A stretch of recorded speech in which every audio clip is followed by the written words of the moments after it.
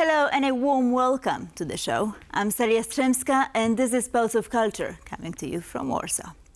In this episode we are going to take a close look at some of the most special museums that you can find here in Poland. Thinking where to idle your time away in Warsaw? Think no further, as our reporter Aisha Baci has chosen two of the most small and quirky museums just for you.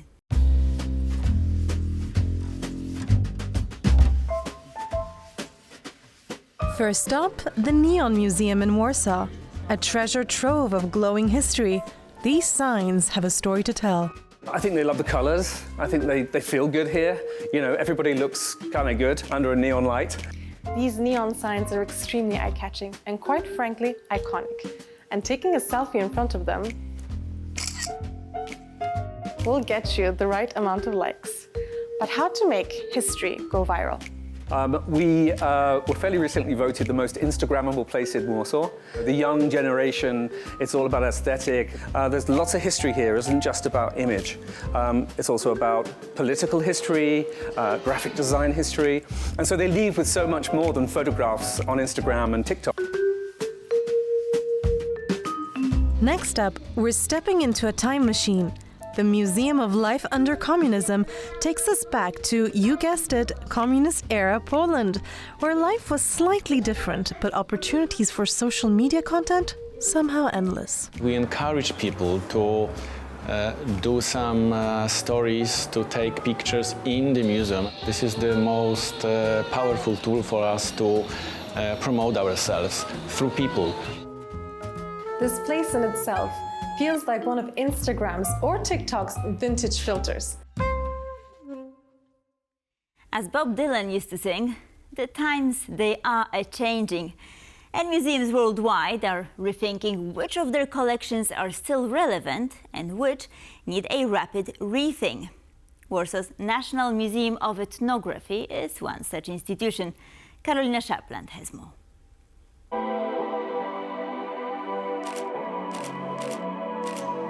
Warsaw's Museum of Ethnography decided to tackle straight-on prejudice and unconscious racism of some of its older exhibits. Part of that initiative is the Afrotopias exhibition that opened at the beginning of March. In many cases, we deal with some stereotypes about African continent.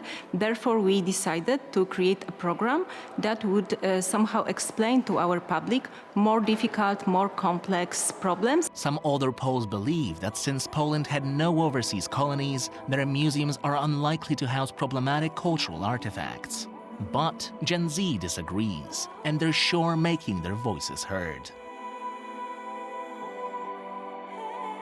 People are really appreciating what we are doing in Afrotopia exhibition, which is about contemporary, the youngest generation of African photographers and artists. They feel that it's really affirmative and it shows African cultures of West and East Africa, beyond all stereotypes that we have in our heads since the school years. Like many Polish cities today, Warsaw is becoming more diverse, and these new communities want to be seen in the museums. We have different Asian communities in Warsaw as well as different African communities. Therefore, we would like to engage in the discussion with them, exchange knowledges, perspectives, invite them to feel in our museum like home. There is more to this museum trend than putting on new temporary exhibitions such as Afrotopias. The Museum of Ethnography is also rearranging some of its permanent collection. In museum speak, this is called an intervention. We decided to introduce some interventions in this exhibition. So people who are connected with specific cultures of Asian or African continent, they come to us with their knowledge, they share the knowledge, and they prepare with us some content that supply the main narrative of this exhibition. Warsaw's Ethnographic Museum is evolving into a modern institution, seen by some as embracing progressive values, while others say it's simply moving with the times. Either way, times are changing.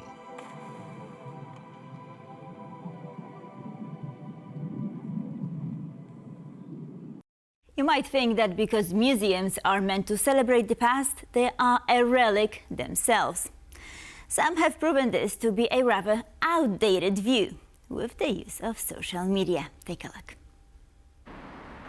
No longer are museums the preferred zonk-out spot for high schoolers. At least not in Poland. The venerable institutions have successfully been pulling in more and more young visitors by taking the world of social media by storm.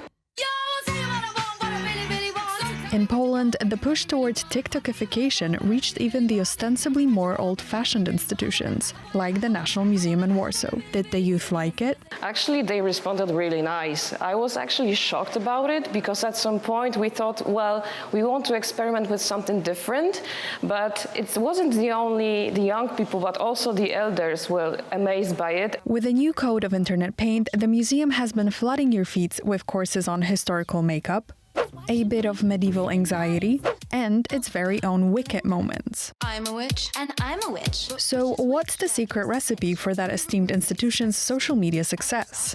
Well, actually, it's all about the authenticity. Try to make it interesting to people, like show them history in case of something that is connected to their lives and keeping it real. Some other Polish cultural institutions followed the path blazed by the National Museum. Take, for instance, the Copernicus Science Center, where adults and kids alike come to spark their synapses with science content. Among its many feats, the center has resurrected the famous Polish astronomer Nicholas Copernicus with clever animatronics and AI. Józek? Meanwhile, the Zamoyski Museum, located in the best-preserved nobility residence in Poland, has been promoting itself via TikTok drama, Downton Abbey style. Here we have Stefcia, living through daily challenges of a late 19th century chambermaid. Those include falling in love with a man above her in social status, navigating through a web of manor house intrigues, coping with her peasant background while trying to preserve the kindness of her heart. Apart from hundreds of thousands of views, the museum received a TikTok award for the series. All things considered, Polish museums are doing social media right, or, as Gen Z would say, they slay. Some went missing, some were found at times by accident, and some have jaw-dropping prices. I'm talking here about works of art you can find right here in Poland. A priceless treasure. The Lady with an Ermine is one of the only 8 Leonardo da Vinci paintings in the world, and one of them is right here in Poland, insured for almost $330 million. Even more mysterious than the Mona Lisa, art historians have argued for years that the ermine represents her lover.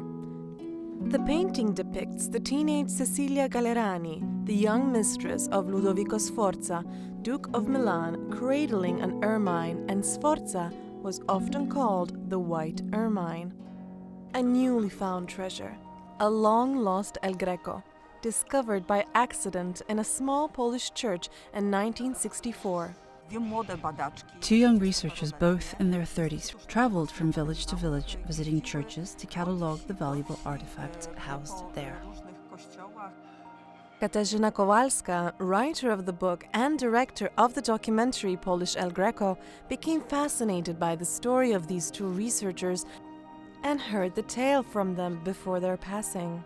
In Kosowlacki, while they were in the parish office, they were reviewing visitation records to see if they could uncover anything of interest in that parish. Through a slightly open door, they caught sighting of a painting. It was hanging in the private quarters of Father Władysław Stępień, an area that wasn't subject to their official inventory or research. For years, no one realized they had a masterpiece hanging on the wall. Father Stępień, in whose apartment the painting was discovered, claimed that when he moved to Kosowlacki, he purchased a furnished apartment. The painting was already there. What I've learned from this experience is the value of keeping one's eyes and ears open to things that may seem invisible, insignificant, or even worthless at first glance. Katarzyna urges us to keep our eyes and ears open, lest we stumble on a long-lost treasure by accident, like Raphael's portrait of a young man. The masterpiece is among the 500,000 art objects looted during World War II and is missing to this day. We currently have no data. Despite attempts to determine whether the painting was looted by someone and is in private hands, it could just as well have been destroyed during wartime. The original frame and a reproduction of Portrait of a Young Man are currently in Krakow. A lost Raphael, a rediscovered El Greco, and a Leonardo that rivals the Mona Lisa. Poland's art history isn't just about what was stolen, it's about what remains, what's been found, and what still has the power to inspire. But for caution's sake, check behind your sofa. For all you know, you could be sitting on a Renaissance masterpiece. There's something magical about things of old being given a new lease of life. And so for all the art aficionados out there, we've got something special. Amidst a humble symphony of chisels and brushes, not just time-worn pieces of art, but also societal realities of the past breathe a new life. Is this a Renaissance scene? It is the Faculty of Conservation and Restoration at the Academy of Fine Arts in Warsaw.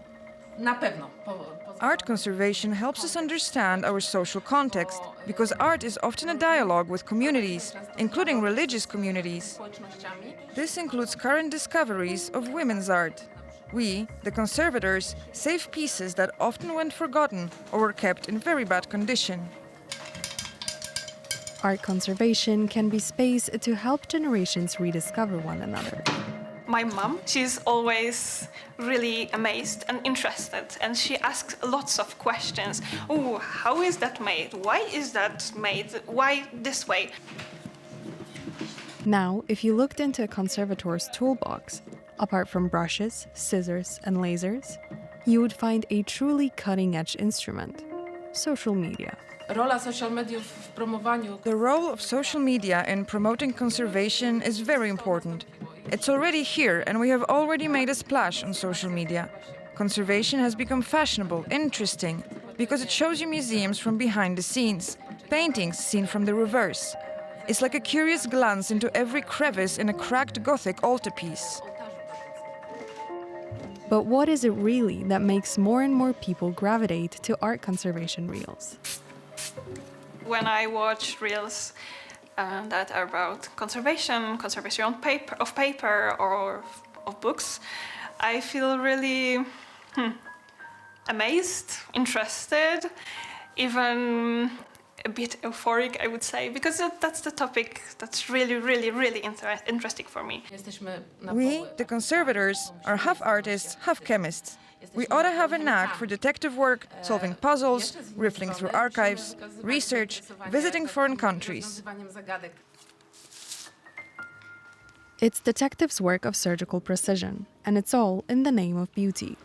Joining forces, art conservators and media creators can make the somewhat dusted and tarred beauties sparkle yet again. And now let's take a look at what has been trending on social media in Poland and abroad. And we begin with the latest from the fashion world. An icon of Italian design, Donatella Versace, has decided to step down after almost 30 years as the brand's creative director. She announced the news on her Instagram. Of course, as you can see, scores of people are disappointed, but they took to social media to pay tribute to Donatella and her work. Even if you're not a fan of Versace's Baroque aesthetics, you must admit she was a monumental figure in the industry. Versace will stay on as a brand ambassador, and Dario Vitale will take over as a creative director. And with this scandalous story, it's time to wrap up this episode of Pulse of Culture. Thank you for watching, and stay tuned for more.